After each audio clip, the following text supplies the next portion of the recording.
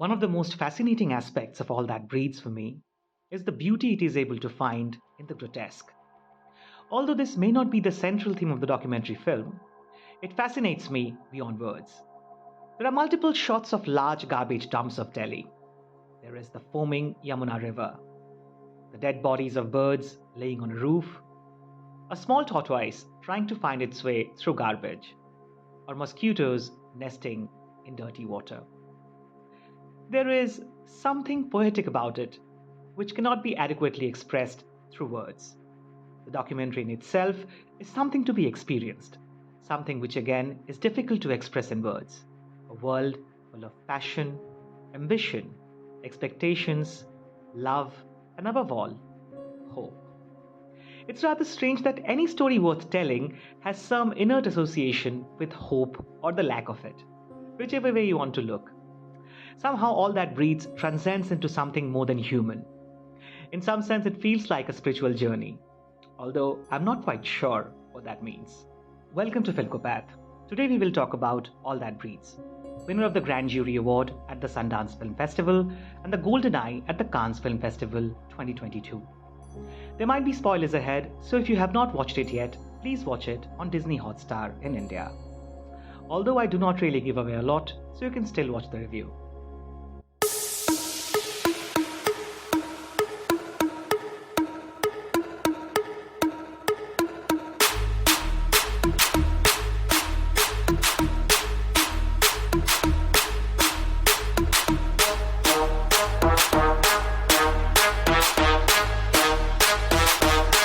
The director of the film says in one of the interviews, "I am drawn by the subject of the interconnectedness of an ecosystem, one that humans are a part of, not apart from. How man, animals share space and become part of the whole. It is a valuable story." All That Breathes is the story of two brothers and their quest to save the kites of Delhi, interspersed with shots of wildlife, their home, and the dilapidated streets of Delhi. All That Breathes takes a look into the middle-class Muslim family who have dedicated their lives to saving the bird. In one of the scenes, the elder of the brothers exclaims that sometimes he feels suffocated working in the small basement. He feels his chest will explode and kites will fly out of his burst chest. Although it's really words, you can't stop imagining what it would look like. And somehow you feel that what he says is the truth. Those birds have to fly out of his bloody chest, because they have been living in him. The modern world we live in has killed the passion in most of us. Most of us are corporate zombies working in day and out without even realizing how we have changed, how our childlike innocence and curiosity is dead. What's left is a cynical carcass of aloofness. But there are still a few who can help us discover the beauty in the mundane. In one of the scenes, two of the brothers are offering prayers, but they still notice a spotted owlet sitting atop a tree. Salek, one of the co-workers of the brothers, confides in one of the scenes that he worries that what would happen to the kites if a nuclear war breaks down between the friendly neighbors. It's moments like these that keep on circling in my head. The love, the passion, the yearning to a cause which others seldom care about. Honestly, who cares about kites? People sometimes care about other people. People may care about their dogs, cats, or sometimes, albeit rarely, about cows. But no one really has the kind of passion for kites. Most of us think of it as a nuisance. I remember once my lunch in school was stolen by a kite, and once a kite shat on my head in the same school. I never really cared about kites, but All That Breathes makes you see a beauty, a kind of majestic quality in these birds, and for some fleeting moments makes you care about them. As the narrator says, there is no difference between All That Breathes. This interconnectedness of humanity and the animals surrounding it is the soul of the film.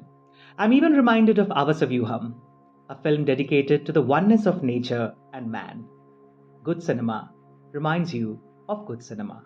All That Breathes goes much beyond just being a documentary about rescuing wildlife. Although we would refrain from giving too much away, it skillfully combines the issues of environmental degradation minority rights, science and evolution, along with the dark tales of Delhi riots, which rocked the capital for weeks. At its heart, the documentary also feels like a love letter to Delhi and its people, who refuse to give up hope against all odds, who care about things beyond their immediate needs, and who dedicate their lives to causes which are much bigger than them. As one of the brothers says, we haven't saved the kites.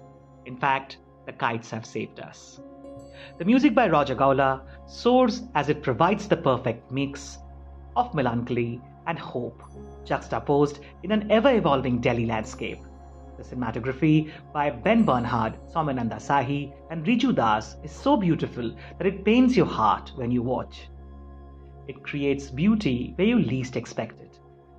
Apart from the shots of the nature in the city, the shots within the house are exquisite.